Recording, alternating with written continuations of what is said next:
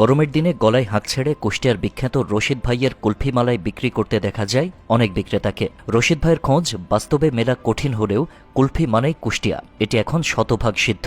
কুষ্টিয়ার কুলফি এতটাই বিখ্যাত যে কুষ্টিয়ার কুমারখালীর কয়া আর শিলাইদহ নামে দুটি গ্রামও পরিচিত হয়ে গেছে কুলফি মালাইয়ের গ্রাম নামেই। খোদ রবীন্দ্রনাথ ঠাকুরও নাকি ছিলেন কুষ্টিয়ার কুলফির ভক্ত, কারণ কুষ্টিয়ার বিখ্যাত কুলফি মালাইয়ের স্বাদ অন্য যে কোনো জায়গার থেকে ভিন্ন।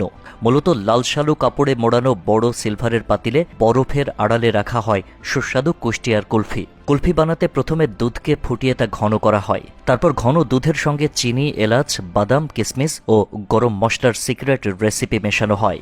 এরপর তা বরফের মাঝে রাখা হয়। ২০ কেজি ঘন দুধ থেকে বরফ প্রস্তুত করা হয় ১০০ থেকে ১৫০ পিস কুলফি। অনেক আইসক্রিমের ব্র্যান্ড বাজারে থাকলেও এখনও কুষ্টিয়ার কুলফির আলাদা একটি চাহিদা রয়েছে। বাংলাদেশ তো বটেই, বিশ্বে এমন স্পেশাল কুলফি বিরল, আর এর কৃতিত্ব বাংলাদেশের কুষ্টিয়াতেই।